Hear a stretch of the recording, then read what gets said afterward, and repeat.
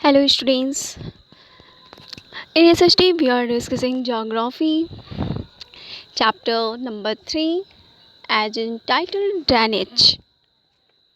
So in this chapter we will try to understand the meaning of the drainage and some important terms belonging to these terms. And after that we will try to understand the drainage system in India. So let me start today's video about the drainage. Drainage means the river system of a place. In a very simple word, you can define it. Drainage is the river system of a place, of a country, of an area. Just like if we discuss about the earth, so earth is also a place, and on this place how much rivers are there, what are their direction, how much they are long, from where they are just originates and where they are fall. So all these topics are most important for the drainage, as well as how much tributaries are the helping river of a main rivers. It's also the important facts, important topic of for the drainage pattern. So let me start today's topics. So now from this term there's the one more term is belonging, that is the drainage basin. Drainage basin हमारी एक ऐसी area होती है जिसके through एक single river अपनी सारी helping reverse या जिसे हम ट्राइब्यूटरीज कहते हैं उनके थ्रू एक रिवर्स हमारी अपनी ओरिजिनेशन से लेकर के उसके एंडिंग पॉइंट्स तक बहती हो, तो वह पूरी एरिया हमारी ड्रेनेज बेसिन कहलाती है। इन्हीं के थ्रू हमारी एक और टॉपिक्स आती हैं, that is the water divide. Water divides का मतलब होता है कि जब दो रिवर्स के बीच में कोई एक अपलैंड्स हो जाए या लैंड एरिया आ जाए जो उन दोनों रिवर्स को अलग कर देती हो, सो वह लैंड एरिया हमारी वाटर डिवाइड्स कहलाती हैं। So for the water divide you just observe this figure, just like stream 1, stream 2, it means there are two rivers, first is A and second is B. इन दो reverse A and B के बीच में आप देख सकते हैं कि एक ऊपरी सतह है, एक ऊपर उठा हुआ भाग है जिसके थ्रू ये दोनों रिवर्स अलग अलग दिखाई पड़ रही हैं। तो ये हमारा अपलैंड एरिया ही हमारे लिए वाटर डिवाइड्स कहलाती हैं।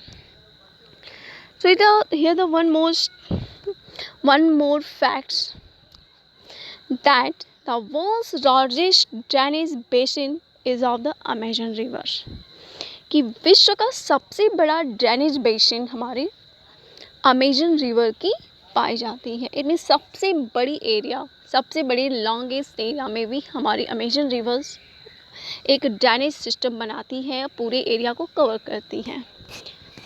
तो this fact you should have to be learn for the important facts.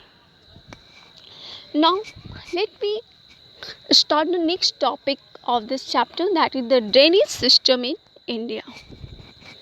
The drainage system of India are mainly controlled by the broad relief features of the subcontinent.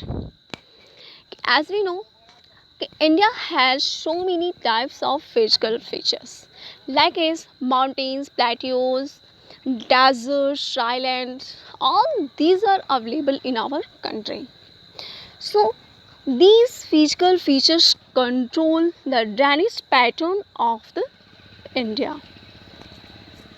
Accordingly, the Indian rivers are divided into two major groups. कि Indian rivers या Indian drainage system को दो parts में divide किया गया है।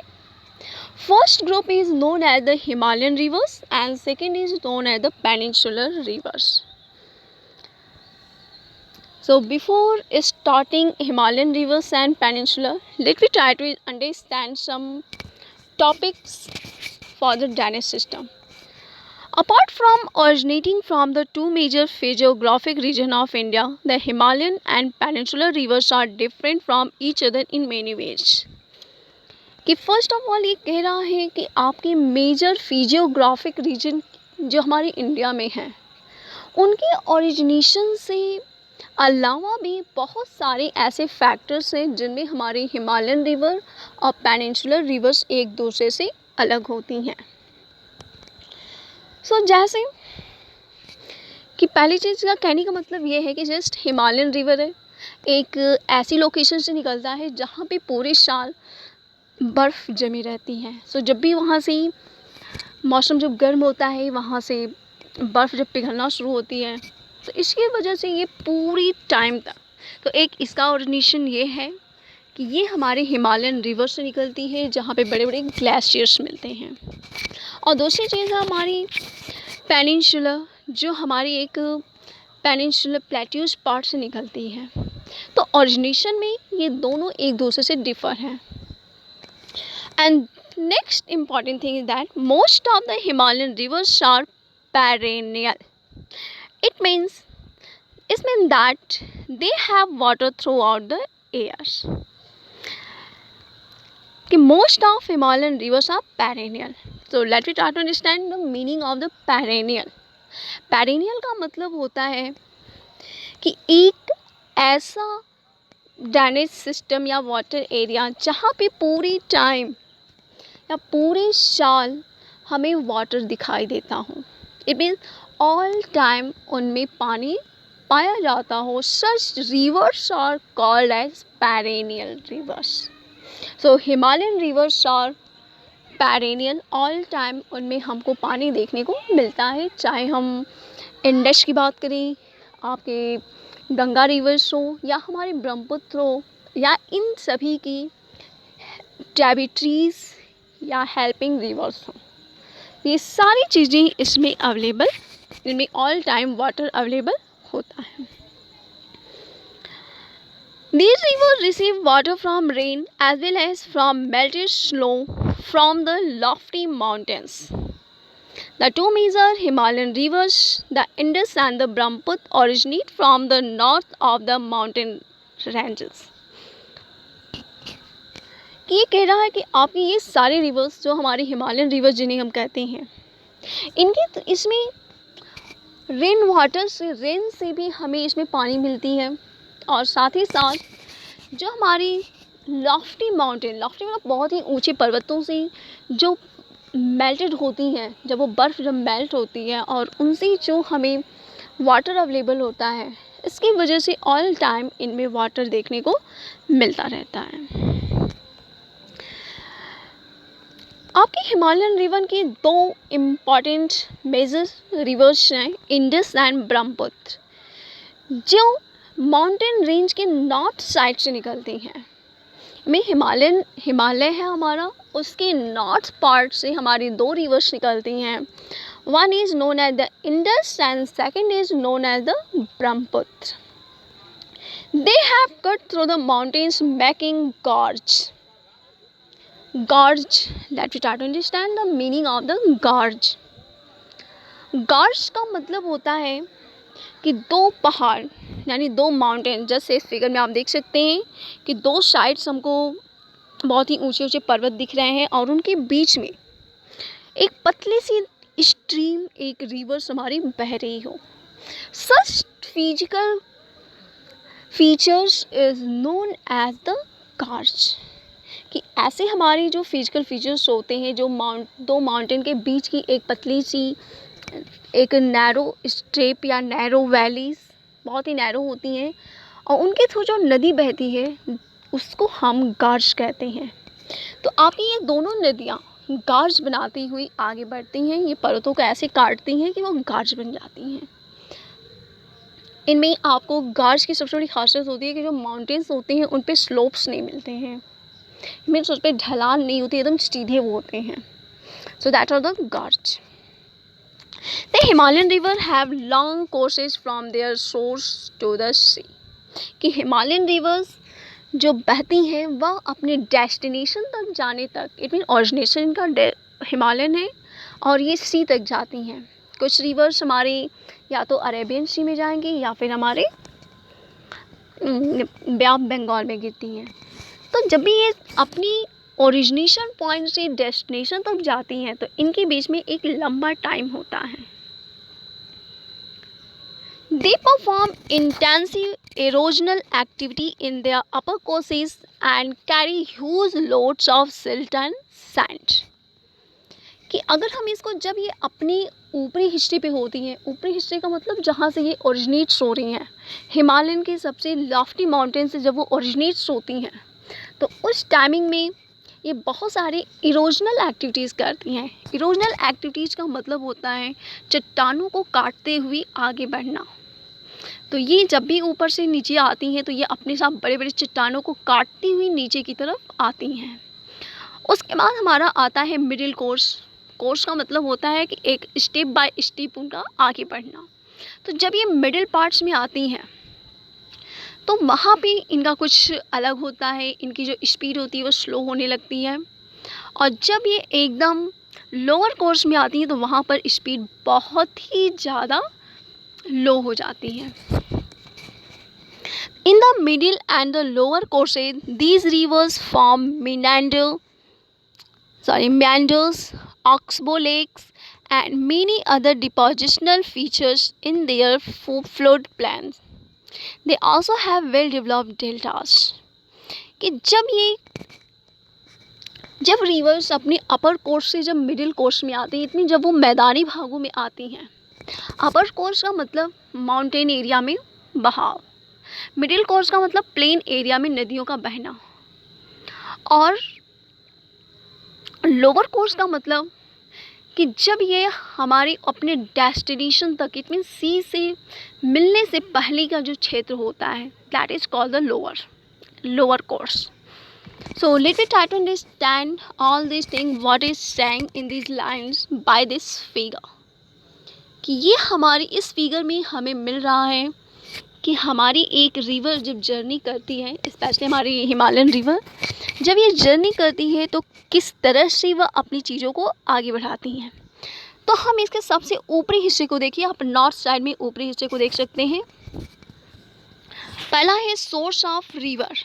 Source of river जहाँ से हमारी रिवर निकल रही है, अब बहुत ऊंचाई से निकलती हैं और वो नीचे की तरफ आती हैं, तो इस टाइमिंग में इनकी जो स्पीड होती है बहुत ही तेज़ होती है. और जब वो नीचे की तरफ आएंगी तो यहाँ पर ये बहुत ही ज़्यादा इरोजन करती हैं, अपने साथ बहुत ही ज़्यादा ये कटाव करती हैं, अपने आसपास की चट्टानों को काटती हुई आगे की तरफ बढ़ती हैं. सो इनमें सिल्ट बहुत ज़्यादा मिलते हैं. अब यहाँ से ये हमारा अपर कोर्स फिनिश होता है और नीचे हमारा स्टार्ट होता है मिडिल कोर्स. मिडिल कोर्स में आप देख सकते हैं कि हमारी जो रिवर्स हैं वो अलग, जैसे ही वो आगे बढ़ रही हैं तो अपनी इनकी जो मेन स्ट्रीम है वहाँ से जब आगे बढ़ रही हैं तो बहुत ही ज़्यादा मोड़ इसमें देखने को मिल रहा है. और यही जो नदियों का जो मोड़ होता है, इन्हीं मोड़ को कहा जाता है मेएंडर. इट मीन्स नदी कोई हमारी सीधी जा रही है, लेकिन अचानक क्या हुआ कि कोई हैवी चट्टान बीच में आ गई और नदी की स्पीड उतनी तेज़ नहीं होती है, तो वह दूसरा रास्ता अपने आप को मोड़ लेती है और मोड़ करके फिर अपने रास्ते को जैसे चट्टान मिलती है उसके अकॉर्डिंग वो बहनी शुरू हो जाती है. तो जब नदियों में ये जो मुड़ाव देखने को मिलता है अचानक से, उसी को मेएंडर कहा जाता है. ये एक छोटे से लैक की तरह दिखाई देने लगती हैं, तो ये हमारी मेएंडर बनाते हैं मिडिल कोर्स में. और जब ये मेएंडर यानी जब ये लोअर कोर्स में आती हैं तो यहाँ पे हमें दो चीज़ें ज़्यादा इम्पॉर्टेंट देखने को मिलती हैं. पहला है ऑक्सबो लेक और दूसरा हमारी होती है डेल्टा. सो हम इसको समझने की कोशिश करते हैं कि ऑक्सबो लेक क्या है और डेल्टा क्या है. जस्ट नदियाँ जब मेएंडर बना दी और उसी रास्ते से, यानी जब एक पार्टिकुलर, आपने सुना भी होगा कि नदियाँ कभी कभी अपना रास्ता मोड़ लेती हैं. ये क्यों होता है? क्योंकि चट्टानें जिस तरह की उनको मिलती हैं उस हिसाब से अपने आप को मोड़ती हुई आगे बढ़ जाती हैं. तो इसमें होता क्या है कि जस्ट सपोज़ कोई रिवर हमारी जा रही है और उस समय अचानक से उसको चट्टान मिली और वो मोड़ करके आगे बढ़ गई, लेकिन कुछ समय बाद वो जो है वहाँ की जो चट्टानें हैं उनको वो काट नहीं पा रही है, आगे बढ़ नहीं पा रही है, और वो अचानक से अपने रास्ते को बदल करके दूसरे एरिया से निकलने लगती हैं, क्योंकि वहाँ पे बहुत ही ज़्यादा उनकी स्पीड बहुत अच्छी होती नहीं है। तो दो धाराओं में डिवाइड होकर के अपना मेंडर बनाती हुई आगे बढ़ती हैं। तो कभी एक लॉन्ग समय बाद होता क्या है कि डिपॉजिट जब करती हुई बढ़ती हैं नदियों के साथ, भाई अपने साथ जो भी चीज़ें वो लाकर लेती आती हैं उनको डिपॉजिट करती हैं, वहाँ पे वो छोड़ती हुई चलती हैं। तो उनकी इस डिपोजिशनल एक्टिविटी की वजह से होता क्या है कि उनका जो बीच का जो रास्ता होता है वो ब्लॉक हो जाता है, और नदी का एक एरिया जो होता है, एक मोड़ जो होता है, वो मेन स्ट्रीम से छूट जाता है। तो वहाँ पर जो हमारा आर्क बनता है that is called the oxbow lake. तो आप देख सकते हैं इस फिगर में ऑक्सबो लेक एक छोटा सा यहाँ पे पार्ट्स देखने को मिल रहा है, और नदी का एक धारा कुछ अलग दिशा में चल रही है और वो मेन स्ट्रीम से अलग दिखाई दे रहा है।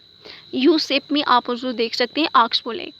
तो ये होती है हमारी ऑक्सबो लेक। तो ये हमको मिलता है लोअर कोर्स में।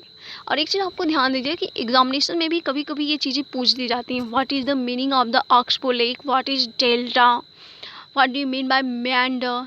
So you should have a common idea about these terms. Now let me try to understand the delta part. तो लोअर कोर्स में जब ये हमारी लैंड एरिया येलो कलर से दिखाई गई है, इसके बाद दिखाया गया कि वो हमारी सी है, वो मान लिया गया है कि वो सी में चल रही है। तो ऐसे कंडीशन में हमारी जो डेल्टा में आप देख सकते हैं कि हमारी रिवर्स आगे जब बढ़ रही हैं लोअर कोर्स में, तो इनकी स्पीड बहुत ही कम रहती है, और इसकी वजह से वो क्या होती है कि अपनी जब वो सी से मिलने से पहले वो कई छोटे छोटे धाराओं में डिवाइड हो जाती हैं, वो एक साथ अपनी चीज़ों को लेकर नहीं चल पाती हैं। तो ऐसी कंडीशन में हम देख सकते हैं कि नदियाँ क्या करती हैं कि डिपॉजिट करती हुई चलती हैं, तो वहाँ पे बीच बीच में उसमें एक लैंड एरिया देखने को मिलने लगती हैं। तो वहाँ पे इसी स्ट्रक्चर को डेल्टा कहा जाता है। आप इस फिगर को आप देख सकते हैं कि हमारी रिवर मेन स्ट्रीम आ रही है, और इनकी स्पीड इतनी कम है कि बीच बीच में ये आप देख सकते हैं कि छोटे छोटे टुकड़े लैंड्स के देख रहे हैं, और ये रिवर्स में आपकी जो रिवर है वो सी में या किसी ओशन में या किसी लेक में मिल रही है। सो ऐसे स्ट्रक्चर को हम डेल्टा के नाम से जानते हैं। सो it's all about the Himalayan rivers. So we will discuss about this topic in details.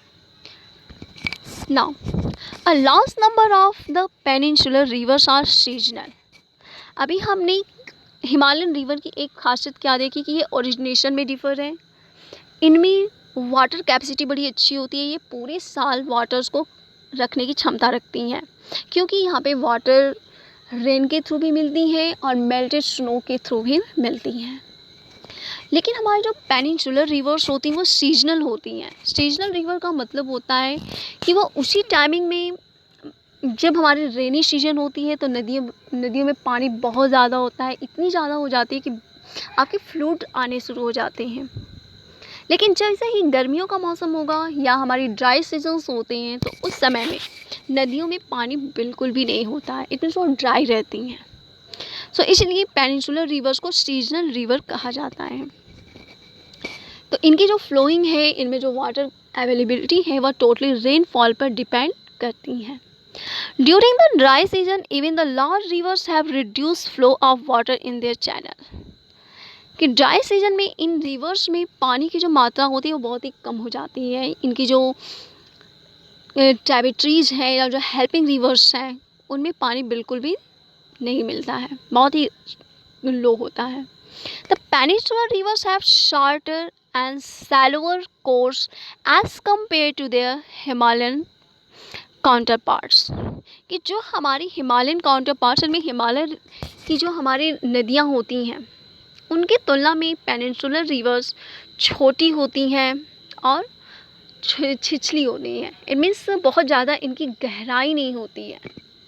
तो अभी हमको ये डिफरेंस देखने को मिला कि जो हमारी हिमालयन रिवर्स होती हैं वह लॉन्ग होती हैं और डीप होती हैं, नैरो होती हैं।